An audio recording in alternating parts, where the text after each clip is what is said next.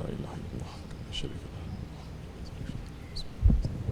له الحمد لله الحمد لله الحمد لله رب العالمين الصلاة والسلام على رسولنا محمد وعلى آله وصحبه أجمعين نحمد الله تعالى ونستغفر ونشهد أن لا إله إلا الله وحده لا شريك له أشهد أن سيدنا محمدا عبده وحبيبه ورسوله صلى الله عليه وعلى آله وأزواجه وأصحابه التابعين الراشدين المهديين من بعد زعمت على تحقيق عصم علامات الخلفاء الراشدين على تحقيق أمراء المؤمنين حضرت أبو بكر وعمر وعثمان وعلي وعلى باقي الصحابة التابعين رضوان الله تعالى عليهم أجمعين يا أيها المؤمنون الحاضرون اتقوا الله تعالى إن الله مع الذين اتقوا الذين هم محسنون الحمد لله رب العالمين والصلاة والسلام على أشرف الأنبياء والمرسلين سيدنا مولانا محمد وعلى آله وصحبه أجمعين. All praises are due to Allah, Lord of the universes. All praises are due to Allah, who created Adam alayhi salam with his divine hands and blew the breath of life into Adam alayhi salam. All praises are due to Allah, who said to the angels, Bismillah ar-Rahman ar-Rahim, behold, I am about to place a Khalifa on the earth. And the angel said, will you place on it one who will do harm there and will shed blood? While we, the angels, we celebrate your praises and glorify your name. And Allah said, indeed, I know that which you don't know. Sadaqallahu al-Azim. May peace and blessings be upon the master of Bani Adam, the master of the first and the last, the master of the Arabs and the Ajam, Sayyidina Muhammad alayhi salatu wassalam, and upon his noble family and blessed companions, especially upon the four Khulafa Rashidin, Hazrat Abu Bakr Siddiq, Hazrat Umar Farooq, Hazrat Osman al-Ghani, and Hazrat Ali al-Murtaza, and all peace and blessings be upon the Mashaykh of the Nakshibendi way. May peace and blessings be upon the Khulafa and the Sultans, especially the Padishahs of the Ottoman Empire, and all those who follow them until the last day. Ya ayyuhal mu'minun, O believers, our new year, the new Hijri year, is going to enter in only 7 more days. There is only one more Jummah left in the year of 1440. And in 17 days, we are going to enter to the day of Ashura. The job of believers, it is to think. The job of believers is to use these holy days and nights to reflect and answer the question that Allah subhanahu wa ta'ala has put in the Holy Quran. Bismillah ar-Rahman ar-Rahim. فَأَيْنَ تَذْهَبُونَ. So where then are you going? This should not be a difficult question for a believer to answer, because our answer should always be, Inna lillahi wa inna ilayhi raji'un. I came from Allah and I'm returning to Allah. But the Akhir Zaman Muslims, today's people don't know where they come from. And they don't know where they are going. And a man without direction is a man who is lost in the wilderness of Ghaflat, who is going to be swallowed by the wildness of the ego, of the shaitan and dunya, and of his desires. As our Shaykh, SahibulSaif, Shaykh Abdulkerim al-Kibrisi Rabbani, Karatasir, is saying, we lost the direction, the Bani Adam. Mankind lost the compass and direction and is not looking to find it. We have entered to the era of the last days, but from the beginning, from the first day until the last day, nothing has changed. People may change, people make ideas according to themselves, but the original message and the original order has not changed. What's the original order? Faith. In the beginning of the children of Adam alayhi salam on this planet, that's the order that came to them. Believe in Allah and believe in the Akhirat life. Allah sent 124,000 prophets to give reminder to every nation. From those who passed, the ones who accepted the order from the prophets and lived according to their orders, they are in safety right now. Those who didn't, they are in trouble right now. We still have this breath of life with us. But the 21st century people became very Firaun. They are taking the air in and out and thinking that they are never going to die and running to do all kinds of crimes to themselves in reality. It's because whatever you do is for you. If it's good, then you'll be rewarded. If it's bad, then you are giving invitation to punishment. So the original message is to believe. Believe in Allah and believe in Akhirat. Believe in Allah. The prophets are coming and saying, believe in Allah and His Prophet. Whoever is the Prophet of that time, they must believe. Believing in the prophets is not just to say, I believe, and that's it. You must follow the orders those prophets brought. Islam came to teach mankind. Belief is not only through a word. Belief is through lifestyle, and belief is through action. There must be a proof to our belief. Where do we see this? In the life of Sayyidina Rasulullah ﷺ and his Sahaba-i-Kiram, the whole seerah, the whole life of the Holy Prophet ﷺ is showing the Sahaba-i-Kiram proving their dedication and submission to Allah subhanahu wa ta'ala, and their dedication and submission to the Holy Prophet ﷺ. They had to prove their faith in Mecca, where they were beaten, tortured, boycotted, starved, and murdered, simply for saying, La ilaha illallah Muhammadur Rasulullah. They had to prove their faith when their parents, their children, their tribes cut them off. They had to prove that faith watching their children go hungry and die.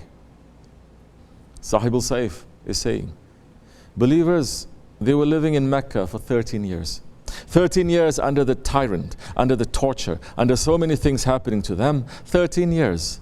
Allah subhanahu wa ta'ala tested their faith. From the first year, He could have given order to His Prophet to emigrate. He didn't. So many incidents happened to them, and so many of them, they have become martyrs. But the Holy Prophet ﷺ said to them, we have no permission to fight. We have no permission to go against to them. We've got to keep what is for us. What Allah has ordered to us, that's what we have to keep. And only handful of people, they managed to survive under the hands of all those tyrants. Their faith to Allah and His Prophet made them strong. They were aiming for Akhirat. They didn't care for the dunya. They understood the foolishness of this dunya, of this world.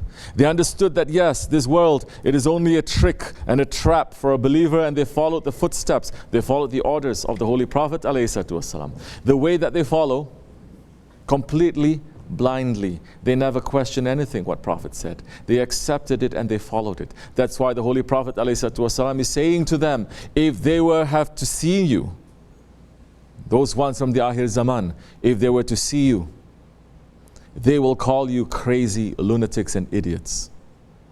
If you were to see them, the believers of the Akhir Zaman, you will call them unbelievers. Those are the Sahaba-i-Kiram, and they emigrated to Medina.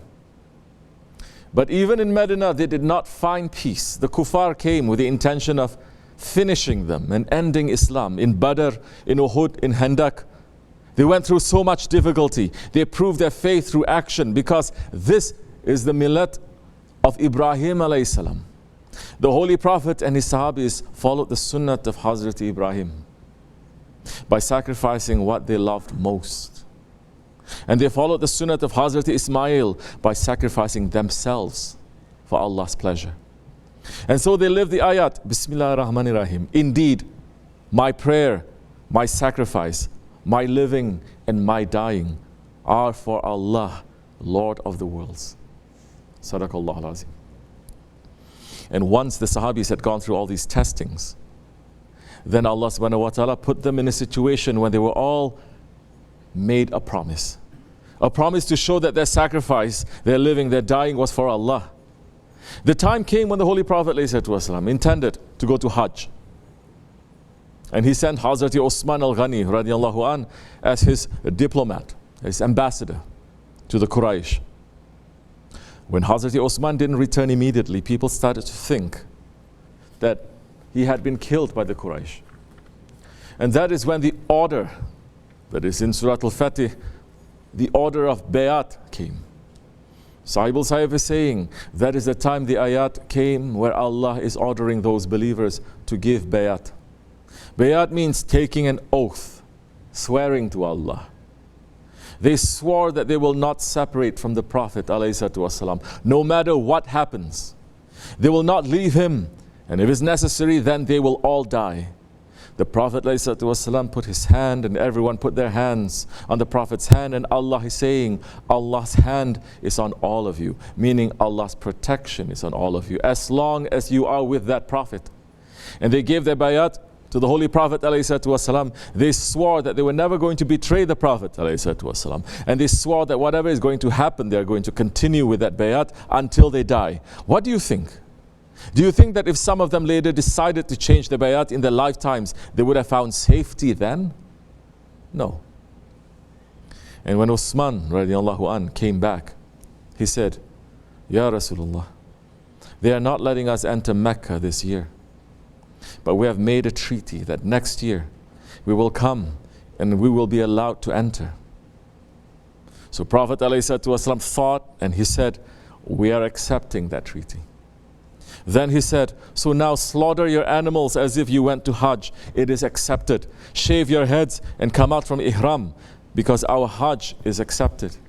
When Prophet ﷺ entered to his tent, some didn't like the idea, and they wanted to go to Mecca. Prophet ﷺ came out shaving his head, coming out from Ihram and slaughtering his animal. When they saw that, they all did the same thing. Now they saw that there is no way to turn. They said, if the Prophet ﷺ did that, it's finished. We have to do it too. Then Prophet ﷺ said, don't make any mistake to think that you are swearing by Allah and you're going to change your bayat later and you're going to find safety. Anyone who did so from that time until today has not found safety. There is no safety to them. There is no safety in dunya, and there is no safety in akhirat to them. Bayat is swearing on Allah that you are in the way of Allah and His Prophet and continuing. If we are in the way of Allah and His Prophet, then we have to take Allah's orders very seriously. Then we will become beloved to Allah and His Prophet. This is bayat. And Allah subhanahu wa ta'ala is saying that bayat in the Holy Quran. Bismillah ar-Rahman ar-Rahim. Verily those who give bayat to you have given bayat to Allah. The hand of Allah is over their hands. So whoever breaks his bayat breaks it to his own loss. And whoever keeps the promise he has made with Allah, He will surely give him a great reward. Sadaqallahu al-Azim. So that bayat, it is a promise of faith. It is a promise saying, I'm promising to live for Allah, to die for Allah, to sacrifice for Allah. Look at the ayat. Allah isn't saying, give bayat to me. He's saying, give bayat to the Prophet. Give bayat to the Prophet, and my divine hand is above your hands. And Holy Prophet ﷺ is saying, give bayat to your rightly guided leaders. We are not Wahhabis. We are not modern Muslims. We are defenders of Ahl Sunnat wal Jamaat. We believe in bayat, and we know the importance of it. And we know the consequences of breaking the bayat. Hazrati Abdullah ibn Umar said that the Holy Prophet ﷺ said, whoever removes a hand from the bayat will meet Allah on Judgment Day with no evidence of being a believer. And whoever dies with that bayat on his neck has died the death of Jahiliyyah. To break a promise is always serious. But we are in Akhir Zaman. The breaking of promise in this time, to betray our bayat in this time, it is so dangerous. It is not a matter of life and death, it is a matter of akhirat. Because those who keep the bayat in this era of Dajjal, their work is to do something that has never been done before. Their work is to turn the whole world from kufr to iman. SahibulSaif is saying. The Prophet ﷺ is saying that one time the kufr is going to end in the whole world.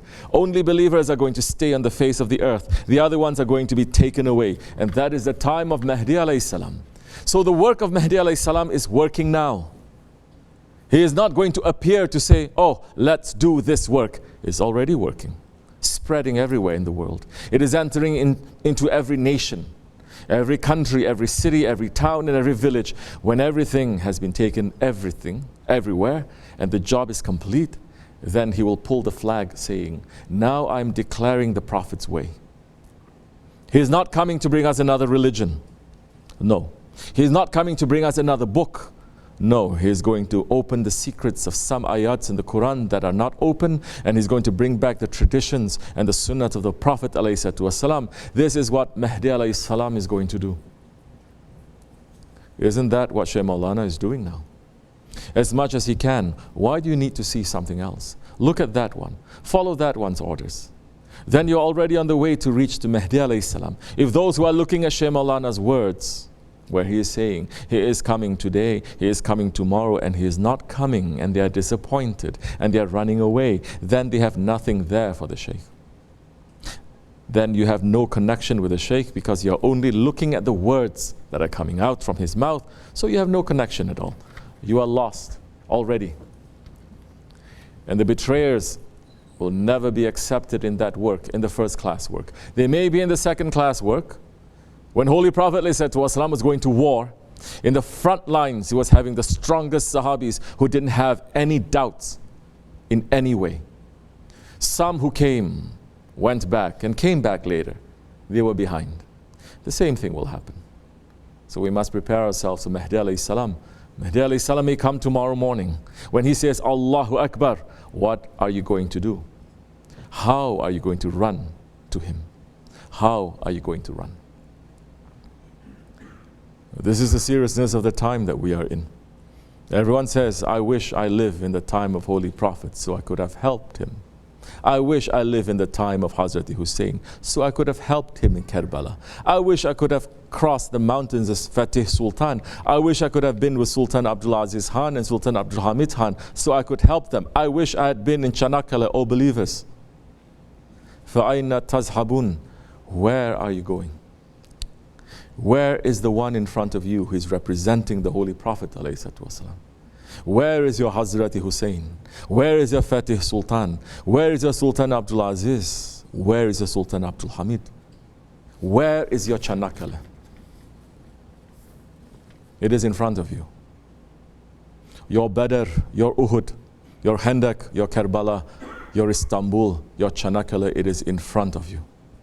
Where are you going to go? And what are you going to do? Will you walk on the path of the Sahabis, of the Ahlul Bayt, of the Ulul Batla Hassans? Or will you walk on the path of those who disappeared into the moonless night on the 10th of Ashura, and they were written as betrayers? This is not a theory. It is in front of us. And it's in front of me. We can look at how we are living and we can see which category are we fitting into. Those who keep their promise or those who break it. SahibulSaif and Sultan al-Awliya, they are the ones in this world who are teaching and showing us how to be on the way of Mahdi alayhi salam. Nobody in the world can dispute this.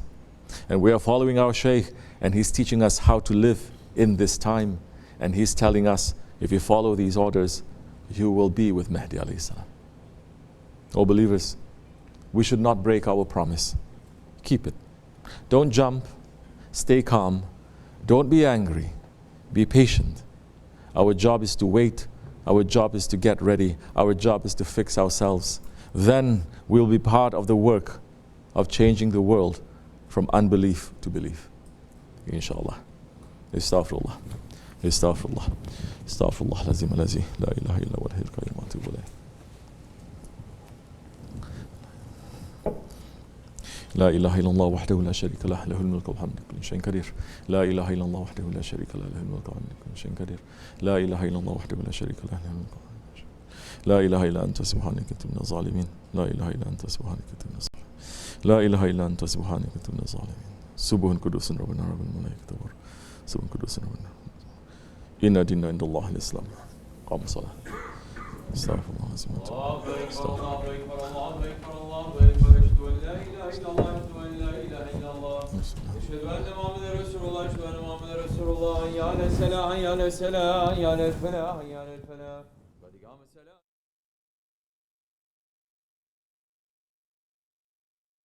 مولانا محمد رسول الله